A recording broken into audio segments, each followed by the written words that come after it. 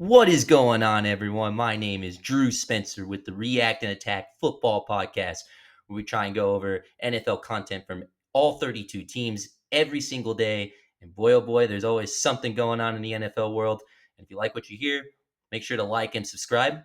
And let's go. So, you're about to see a little bit of duality of man. As on Fridays, I like to rant about a team or a player or a play call or a decision. And today I'm picking my 49ers because this is best as ever. And it's only week 2 for us, but it already feels like the season is heading into disaster. And I know in past podcasts, I try and stay a little optimistic because, yeah, I don't want to try and sit here and give up after only one game and be like, well, it's all over. Saw a lot of good things from this defense um, that helped us win, you know. But the main thing I got to talk about is how I feel about this offense with Brock Purdy going down as a whole. And what Brock Purdy brings to the table with his, scrambling ability. And yes, I know his first game, Brock Purdy fans or haters, I should say, probably came out in waves and were like, "Oh, see, look, he can't throw the ball or he underthrows it. It's the same old, same old." Uh, but what they don't understand is Brock Purdy that game was obviously dealing with some injury, even though he was able to finish it. Who knows when that happened?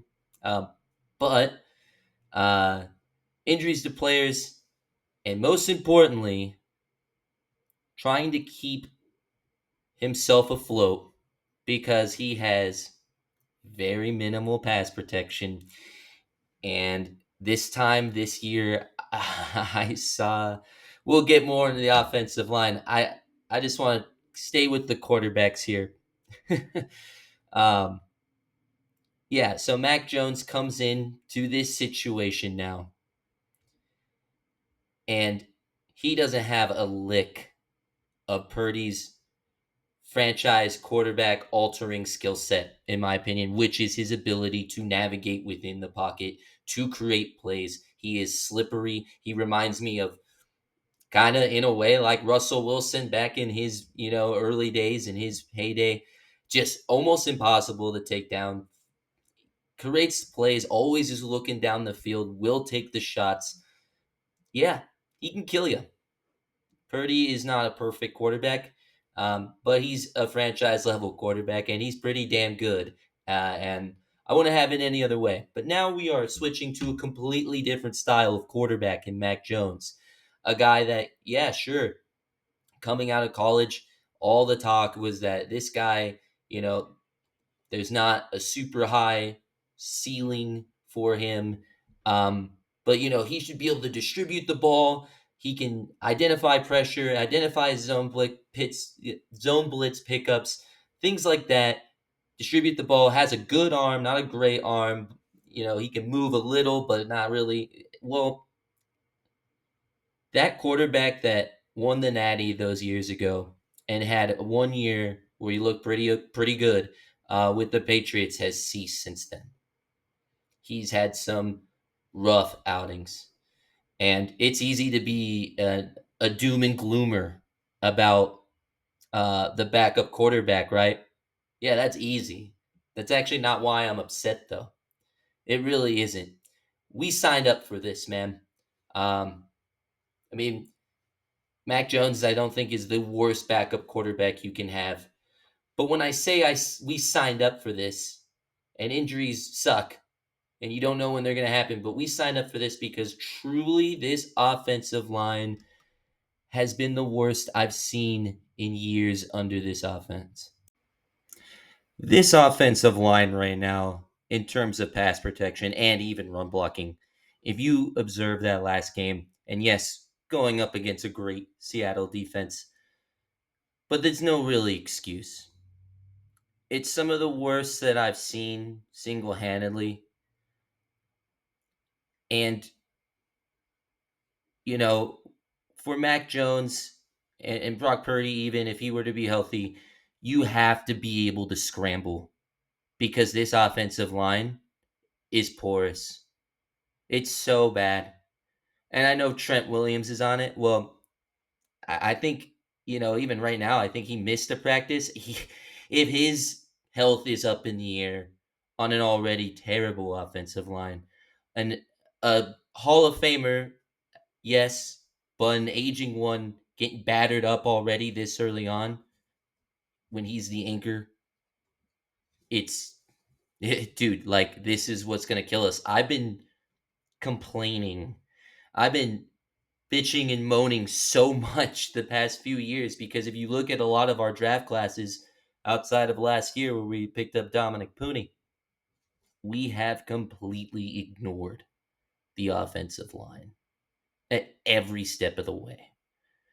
Yes, Colton McKivitz gets a contract extension on a pretty cheap deal, all things considered, for a guy who, yeah, can be a serviceable starter in this game. Hell, honestly, most of the pressure actually, unfortunately, was coming from the left side. Maybe because Trent Williams was dealing with some injury.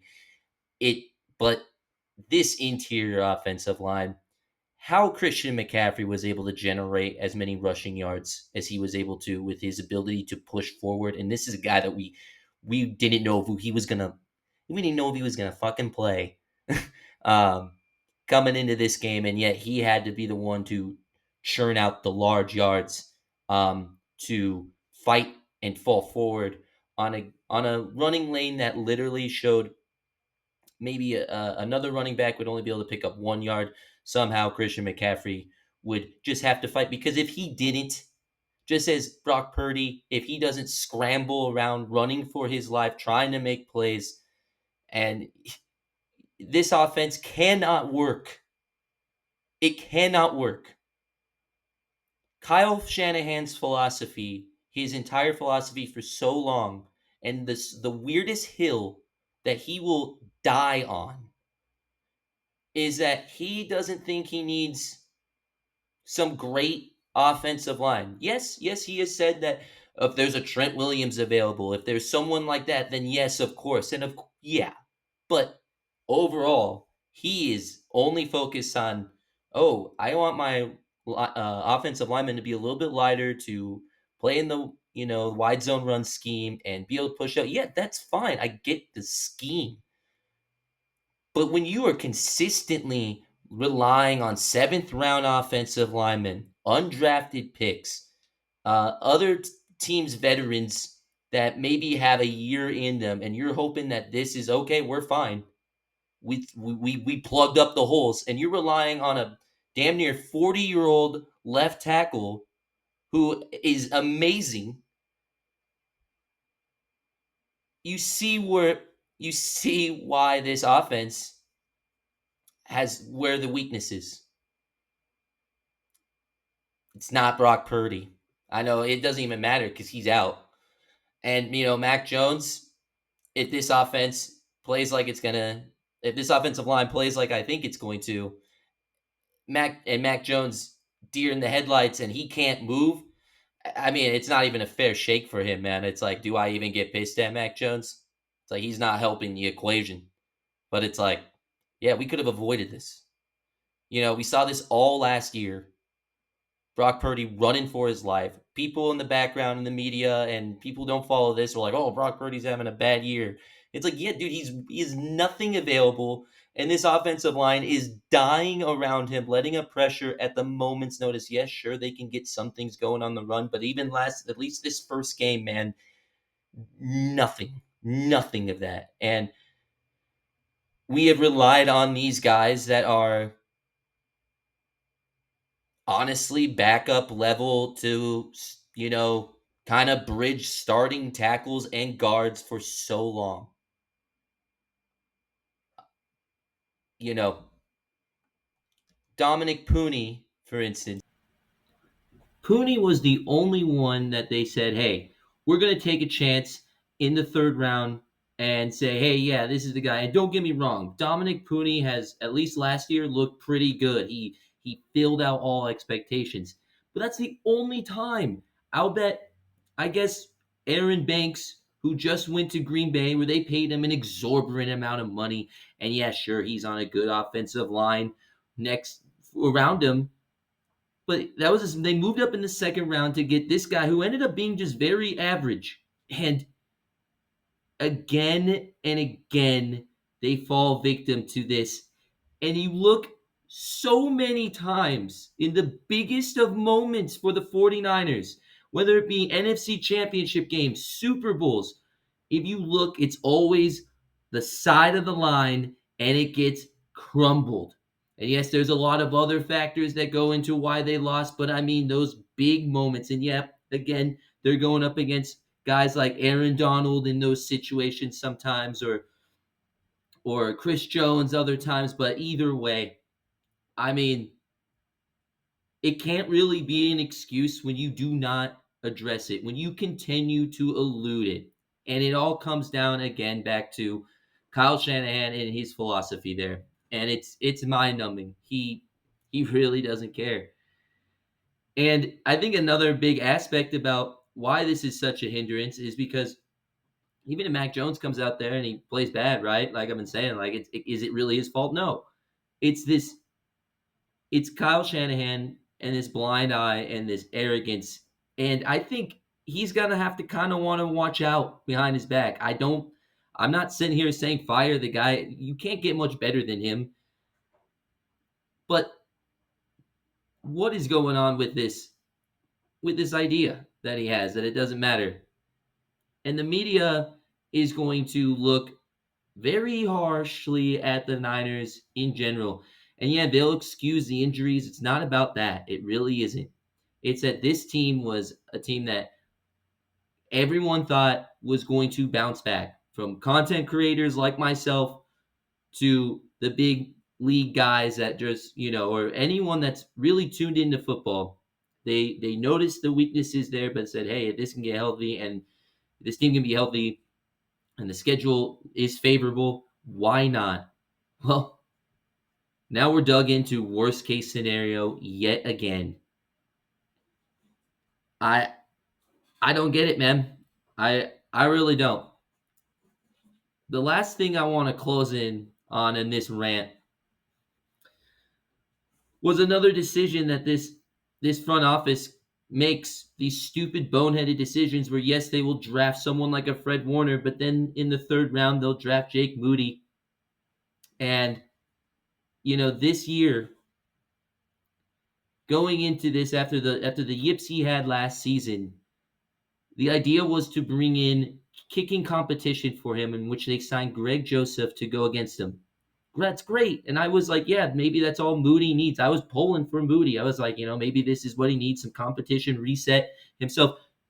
It didn't matter, man. They cut Greg Joseph within like a couple days of training camp. I don't really feel like it was a competition. And then when he struts out there in preseason, he looks dreadful. He nails a 55-yarder, but he misses like 2 chip shots. How do you go into this season with with with this kicker, knowing that at any moment he's gonna blow a game, and then sure enough, sure as shit, he almost blows it multiple times against Seattle, and you to a point where Kyle Shanahan wants to rip his fucking head off, and he's going for it on multiple fourth downs because it's like, yeah, you know what? We could kick the 20-yard field goal, but I'd rather have my quarterback, who may or may not be banged up right now at this current moment, to operate on a fourth down and scramble and try and make something happen. I would rather have my quarterback play hero ball than give a chip shot field goal to a kicker. I can, it could be all day about Jake Moody, but really, it's the decision. Like, we had multiple opportunities to bring in someone else. I get it, kicking's not easy, and I get it that there's a lot of pressure on that guy. But what the hell? That's just the duality of man. So we'll see if this is worthy of me freaking out, but just wanted to touch up on it.